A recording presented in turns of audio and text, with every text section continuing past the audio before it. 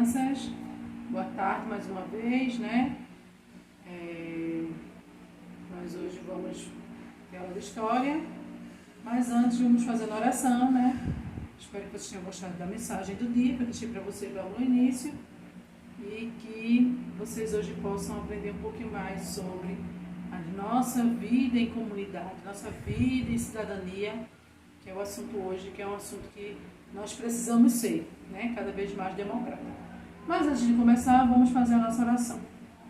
Pai nosso que estás no céu, santificado seja o vosso nome. Venha a nós o vosso reino, seja feita a vossa vontade, assim na terra como nos céus. O pão nosso de cada dia nos dai hoje, perdoai as nossas ofensas, assim como nós perdoamos a quem nos tem ofendido. E não nos deixeis cair em tentação, mas livrai-nos do mal. Amém. Porque assim é teu reino, o poder e a glória, para sempre. Amém. Jesus continue no comando, né, de nossas vidas, que Ele continue nos abençoando, nos dando força, graça, para assim a gente continuar a nossa jornada, que não tem sido fácil, né?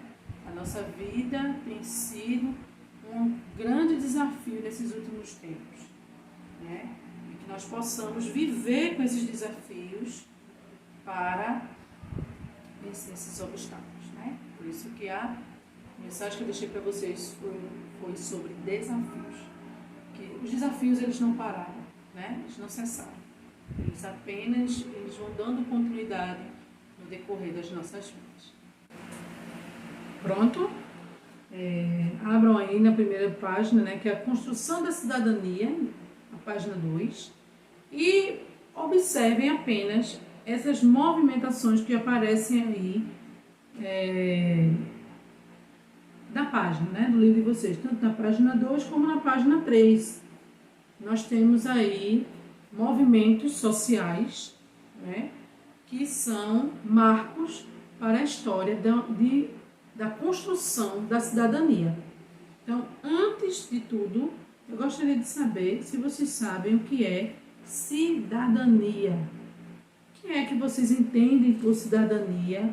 Por que a cidadania ela existe há muito tempo?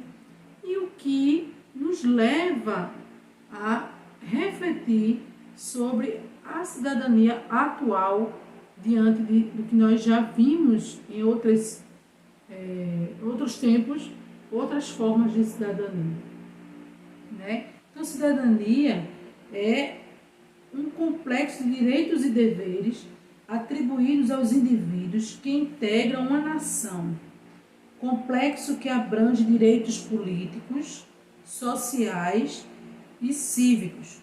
Cidadania é um conceito histórico que varia no tempo e no espaço. Por exemplo, é bem diferente ser cidadão nos Estados Unidos, na Alemanha e no Brasil. A noção de cidadania está atrelada à participação social e política em um Estado. Além disso, a cidadania é, sobretudo, uma ação política construída paulatinamente por homens e mulheres para a formação de uma realidade específica, pela ampliação de direitos e deveres comuns. Então, aqui é só um resumido que eu estou lendo para vocês sobre o que é um cidadão. Quando é que eu estou fazendo esse papel de cidadão, né? Então, voltando à página 2, que é as manifestações que nós estamos vendo aqui, temos aqui mulheres por direitos iguais, pela preservação dos direitos trabalhistas, né? E o livro traz aqui também uma coisa muito interessante que eu também fui pesquisar e vamos observar por que o cidadão está tão atrelado também a ações trabalhistas, né? Porque nós, trabalhadores, precisamos ser cidadão, né? Fazer o papel de cidadão para, assim, fazer de uma sociedade justa, com direitos e deveres. Então, antes de vocês passarem para a página 4, eu vou passar um videozinho para vocês que fala sobre como surgiu o dia 1º de maio, que é o dia do trabalho, né? E até muitas pessoas deram o dia mundial do trabalho. Então, vejam esse videozinho aí, pequenininho, que é bem interessante sobre o trabalho, e logo após nós já vamos para a página 4, certo? O Dia Mundial do Trabalho é celebrado em 1º de maio no Brasil e em vários países do mundo. Essa data relembra alguns acontecimentos do ano de 1886. Entre as datas comemorativas, uma das mais importantes e que mais possuem repercussão internacional é o Dia do Trabalho, ou Dia Mundial do Trabalho. Mas por que exatamente o dia 1º de maio é reservado para tal celebração? Os motivos remontam ao ano de 1886 e à cidade de Chicago, nos Estados Unidos. Mas antes de abordarmos esses eventos de 1886 nos Estados Unidos, é importante traçar, em linhas gerais, um panorama da situação dos trabalhadores entre o final do século XIX e o início do século XX. A partir da segunda metade do século XVIII e, sobretudo, ao longo do século XIX, a indústria teve um desenvolvimento exponencial. A Revolução Industrial que ocorreu na Inglaterra rapidamente se espalhou pela Europa e atingiu também outros continentes, como o americano. Sabemos que durante o processo de industrialização, as relações sociais e a geografia urbana transformaram-se radicalmente. Isso aconteceu porque a construção dos parques industriais em torno das cidades provocou uma grande concentração de pessoas, isto é, a massa de proletários que alimenta a indústria com seu trabalho. Na medida em que as grandes fábricas iam aparecendo, a massa de operários também crescia. A realidade de muitos trabalhadores no século XIX era em grande parte precária, com extenuantes jornadas de trabalho que chegavam a somar-se em 15 ou 18 horas diárias. Não havia grandes planejamentos empresariais para dar conta da nova realidade do trabalho nas fábricas. Tampouco havia legislações trabalhistas que pudessem atender a todas as demandas dos trabalhadores. Em meio a tal situação, começaram a surgir as primeiras organizações de trabalhadores, expressas nos sindicatos e outras formas de representação. Tais organizações estavam imbuídas de ideologias de esquerda, como o comunismo e o anarquismo, sobretudo o anarcossindicalismo, que teve na Itália uma ampla adesão, com lideranças como Enrico Malatesta. Essas organizações de trabalhadores valiam-se de variadas estratégias para pressionar os industriais. A greve geral era a principal delas. Foi em virtude de uma onda de greves gerais nos Estados Unidos no século XIX que o Dia do Trabalho tornou-se icônico internacionalmente. No dia 1º de maio de 1886, em Chicago, houve uma grande greve nas fábricas dessa cidade, que na época já era um grande centro urbano e industrial dos Estados Unidos. Essa greve foi duramente reprimida pelo aparato policial da cidade. Nos dias seguintes, a greve continuou, seguida por manifestações e concentrações públicas. No dia 4 de maio, muitos manifestantes estavam reunidos na Praça Haymarket, em Chicago, cercados pela polícia, quando em dado momento uma bomba explodiu, ferindo dezenas de pessoas e levando 7 ao óbito. Entre as vítimas fatais estavam tanto policiais quanto manifestantes. A polícia revidou abrindo fogo contra os manifestantes, cuja maioria partilhava das ideias anarquistas, matando dezenas de pessoas. Alguns dos manifestantes foram acusados de participação na explosão da bomba, julgados e condenados à execução. Esse acontecimento fatídico passou a ser o símbolo das revoltas e manifestações dos anos seguintes, não apenas nos Estados Unidos, mas também em muitos outros países. Como o dia 1º de maio constituiu a data em que os eventos começaram por meio da greve geral, esse dia passou a ser usado como marco de memória tanto das reivindicações dos trabalhadores quanto das mortes na Praça Haymarket.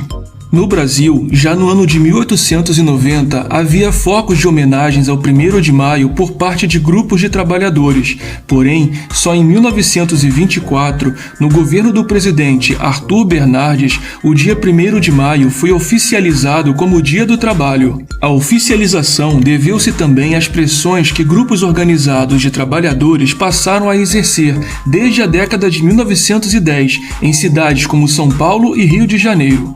E foi assim que surgiu o Dia do Trabalho. Se você... Pronto. E aí, gostaram do vídeo? É um vídeo que fala sobre essa necessidade, né, que os trabalhadores foram para as ruas reivindicar direitos que às vezes eram negados dentro do seu próprio trabalho. Porém, não tenho medo de dizer que as questões trabalhistas ainda têm muito a ser pautado, tem muito a ser discutido, tem muito a ser mudado. Porque nós vivemos numa sociedade atualizada, totalmente revolucionária, que ainda deixa o trabalhador insatisfeito com os seus direitos em seus trabalhos, né? Mas, em contrapartida, eu posso dizer a vocês que houve muitas conquistas do trabalhador também, né? Não vivemos em um mar de rosas dentro de um âmbito trabalhista. Nós sabemos que antes da Lei Áurea, né, antes dos escravos serem libertos, existia muita mão de obra escrava de pessoas pobres também, não somente as negras. Então, tudo isso, com constituições novas que foram surgindo, sindicatos trabalhistas que também nasceram, né, como a gente pode ver no vídeo, ajudou, deu suporte para que esses direitos fossem cada vez mais esclarecidos. Então, a cidadania começa quando eu caminho para, digamos assim, uma satisfação trabalhista e que eu possa viver esses momentos com o meu empregado, né? Meu empregador, no caso. Eu sou empregado e o meu empregador. Então, é necessário que haja uma comunhão, é necessário que existam acordos, é necessário que existam contratos, né, diante da lei, que faça com que esses direitos sejam trazidos para mim como trabalhador e também como o que está oferecendo o trabalho. Então, o texto diz assim, na página 4. Enquanto caminhava com seu pai pelo entorno do lugar onde as manifestações ocorriam, Emília notou que a quantidade de pessoas era muito grande, né? Além disso, elas carregavam faixas, bandeiras e algumas até vestiam camiseta com palavras de ordem. Surpresa com o que via naquele dia, com tanta gente fazendo uma manifestação, Emília queria saber mais sobre os motivos que fazem as pessoas se manifestarem. Então, a palavra ordem são expressões curtas, utilizadas geralmente em manifestações e protestos para mostrar o que está sentindo e exigindo, né? Por que pessoas fazem manifestações? Porque manifestar-se para exigir direitos é um jeito de exercer a nossa cidadania. Então, chegou lá onde eu queria. Então, no momento em que eu sou cidadão, né, eu cumpro com meus deveres, né, que nós vamos ver depois, direitos e deveres do cidadão, eu posso reivindicar os meus direitos, né? Assim eles estejam sendo negados. Se eles não forem negados, você não tem o que reivindicar. Mas a partir do momento que eles estão sendo negados, eu preciso reivindicar. As manifestações, tanto as culturais como os outros tipos de manifestações que existem hoje, né? Existem vários tipos de manifestações. Não sei se vocês perceberam, quando o policial matou aquele negro lá nos Estados Unidos, houve manifestações misturado também com vandalismo, né? Que a gente também depois vai falar sobre isso aí. Eu vou trazer para vocês também falando sobre manifestações, né? Para a gente ver um pouquinho o que são manifestações culturais. Logo na outra semana tivemos também o caso de Miguel, né? Que foi uma criança de 5 anos que por imprudência de uma pessoa mais velha, ele acabou caindo do 9º andar lá no CT Recife. E aí houve manifestações, não sei se vocês prestaram atenção, mas a mídia mostrou, né, a própria TV, né, que não houve censura nenhuma, né, a imprensa colocou mesmo à mesa a situação de todos esses 2 casos que foram terrivelmente acontecidos, né? Tanto o assassinato, né, do negro, por negligência e também falta de preparo policial daquele policial, e a negligência da patroa, da empregada, né, que perdeu seu filho por falta de paciência e de sabedoria. Então ali houve, naquelas semanas, manifestações. Então esses tipos de manifestações foram em busca de justiça, né? Que a justiça seja feita. É diferente de direitos e deveres. Então a gente vai ver isso no decorrer dos assuntos que nós vamos explicando sobre manifestações, certo? Então você sabe o que é uma cidadania. Então eu já falei, né? Já dei o conceito do que é cidadania. Aí agora que você já conversou sobre o assunto, pesquise o significado de cidadania. Então você pode, para não colocar todas as palavras que eu falei, coloquem aí, enumere 2 tipos de cidadanias que andam juntas, que resumindo, eu estou praticando a cidadania quando eu estou reivindicando. Então tem, primeiro, qualidade ou condição de cidadão.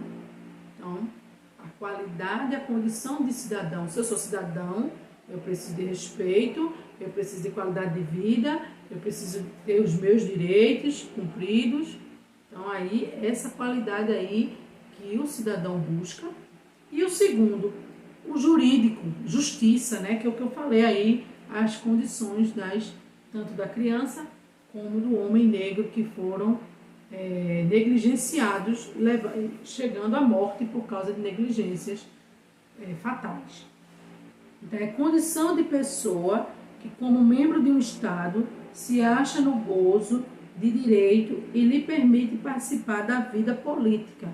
Então, o cidadão, ele tem por direito, se ele é cidadão, né, de participar da vida política, né, dar opinião, exigir direitos, né, buscar melhorias para a comunidade. Então, é justo que eu, como cidadão, eu tenha esses direitos. Vocês podem colocar somente esses 2 aí em resumo. Mas se vocês quiserem pesquisar na internet e colocar com suas palavras, também eu aceito, certo? Aí os cidadãos e a cidadania. Aproveitando que Emília estava interessada no assunto, Ernesto explicou à filha que cidadania é um conjunto de direitos e deveres que os cidadãos devem cumprir para com o Estado e todos aqueles que fazem parte da sociedade. Então, por exemplo, um ladrão, um assassino, eu posso chamar ele de cidadão? Não. Ele já está à margem da sociedade. Ele é marginalizado. Ele deixou de ter o seu direito de cidadão, de exigir direitos e deveres, a não ser que daqueles que estão na Declaração de Direitos Humanos, né? Que ali, claro, que não vai ser extrapolado, também não vai ser, não vão agir ele como bicho, mas ele não vai poder dizer, tipo, eu sou inocente e quero ir para casa, entendeu? Então ele vai ter a sua punição. Então ele ali está passando a ser uma pessoa marginalizada, deixando de estar praticando cidadão, direito de ir, de vir, direito de ir à rua, direito de reivindicar. Então é diferente do cidadão, é diferente do marginalizado. Marginalizado porque está à margem da sociedade, ele está separado, ele está detido, então ele não tem o que reivindicar. Você saberia responder a pergunta de Emília, né? Então foi isso aí que eu falei. Após a conversa, nós podemos ter a compreensão que esse cidadão, ele precisa estar apto para poder exercer seu direito e dever. Ele tem que estar cumprindo com alguns direitos, alguns deveres, quer dizer, para poder, assim, ser visto como cidadão. Ernesto explicou a Emília que os cidadãos são todas as pessoas que fazem parte de um Estado, nação, seja do município, do Estado ou do país, que tem a possibilidade de exercer a cidadania. Então, esse exercer a cidadania é participar, né? Quando é que um detento não pode participar de um protesto, por exemplo? Não é isso? Então, ele tem que exercer. A ideia que é ser cidadão, contudo, não foi sempre a mesma. Ela se modificou desde o segmento até os dias de hoje. Então, houve várias mudanças, né? Emília descobriu que o pai,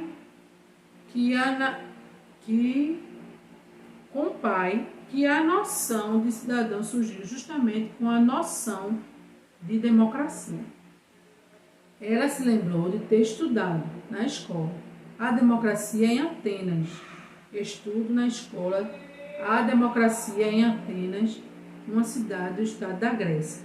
A partir de então, Emília pôde compreender que a ideia de cidadania relaciona-se com a participação da vida em sociedade e que, hoje em dia, essa noção foi ampliada e os cidadãos são todos aqueles que fazem parte de um Estado. Então, faz parte do Estado, ele é um cidadão. Participar de atos cidadãos são para aqueles que estão cumprindo direitos e deveres. Né? Então, tem aí a foto, né? Lembrando ali que tem um lembrete que a democracia surgiu na Grécia Antiga, na passagem do século VI a.C. para o século V a.C.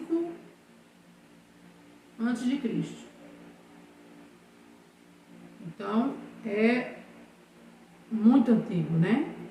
Tanto a democracia como a cidadania. Então, você já estudou a importância da ágora para os antigos gregos? O que você lembra sobre esse assunto? A ágora foi um importante lugar onde os antigos gregos discutiam assuntos da cidade. Então, era como se fosse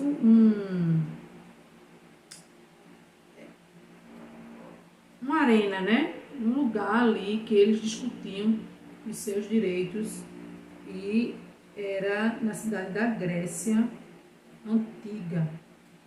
Essa aí foi importante para o marco da história do mundo. Você faz a história. Pai, a noção de cidadão mudou muito desde a Grécia Antiga, não é? Sim, filha, ela mudou muito. Para que Emília percebesse as grandes mudanças que a noção de cidadão sofreu com o passar do tempo, Ernesto chamou a filha para fazer uma pesquisa sobre o assunto em páginas da internet. Eles estavam muito empolgados, mas, de repente, a internet deu problema e eles vão conseguir continuar a pesquisa. Eles não vão conseguir. Conseguiram apenas ler o início do texto, que dizia assim: quem era cidadão na Grécia Antiga? Na Grécia Antiga, nem todas as pessoas que viviam na cidade eram consideradas cidadãs. Para ser cidadão, uma pessoa tinha que ter as seguintes características. Então, veja com a ajuda. Vamos ajudar Emília e Ernesto? Pesquise em páginas da internet, em livros, quais as características que uma pessoa precisa para ser considerada cidadã na Grécia Antiga. Depois anote no quadro abaixo. Então, os homens na Grécia Antiga, notem aí. Os homens, eles eram cidadãos, né? Livres, maiores de idade, nascido em Atenas e filho de pai e mãe atenienses. Os pais tinham também ter nascido em Atenas. Não cidadão. Quem eram essas pessoas? Mulheres, menores de idade, estrangeiros e filhos de estrangeiros e, claro, os escravos. Então, essas pessoas, elas não eram consideradas cidadãs. Né? Na página 7, os cidadãos na atualidade. Depois da pesquisa sobre quem era cidadão na Grécia Antiga, Emília percebeu a noção de cidadão naquele período que era bastante diferente de que existe hoje em dia no Brasil. Você sabe dizer quem é considerado cidadão no Brasil de hoje? Muito tempo se passou desde que a noção de cidadão surgiu. Ao longo de todo esse tempo, cada vez mais pessoas passaram a ser consideradas cidadãs. Ou seja, podemos dizer que a noção de cidadão se ampliou, né? Ao longo dos séculos. Atualmente, são considerados cidadãos brasileiros homens e mulheres nascidos no Brasil. Ainda que tenham pais estrangeiros ou que sejam filhos de brasileiros, mesmo que tenham nascido fora do país. Ernesto também disse a Emília que ser cidadão não é a mesma coisa que exercer cidadania. Ele explicou que ser cidadão é ter direitos e deveres. Já exercer a cidadania é a prática de direitos e cumprir os seus deveres. Então, é aquilo que eu expliquei lá no início, né? Não basta só ser do Estado, ser do país. Eu tenho que também exercer. Eu tenho também que estar conectado aos direitos e deveres de um cidadão. Então, temos aí, hoje, duas fotos, né? Hoje, os cadeirantes têm direitos garantidos por lei a lugares reservados em estacionamento, né? Então, aí é uma extensão. Votar é um direito garantido em qualquer eleição aos maiores de 16 anos. Também é um direito que foi estendido. Antigamente, somente a partir dos 18 anos que podia votar. Agora, é facultativo. O que é facultativo não é obrigatório. A partir de 16 anos, você dá o seu voto. Você já pode tirar o título de eleitor. Muitas vezes as pessoas não têm seus direitos garantidos e por isso se manifestam para garantir que eles sejam respeitados ou que as conquistas para conquistar mais direitos. Outras vezes as pessoas têm direitos, mas não os exercem. Por exemplo, quando a pessoa deixa de votar em seu representante ou se manifestar, também existem pessoas que não cumprem seus deveres de cidadão, como seguir a lei e cuidar do bem público. Os bens públicos são aqueles que pertencem a todos e são administrados pelo governo. Então, por exemplo, o vandalismo, o desacato, né?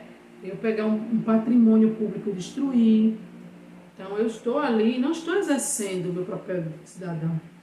Né? Eu sou cidadão por natureza, mas eu não vou ter certos direitos mais, porque eu não cumpri com o meu dever. Converse com seus colegas sobre a diferença entre ter direitos e deveres, ser cidadão.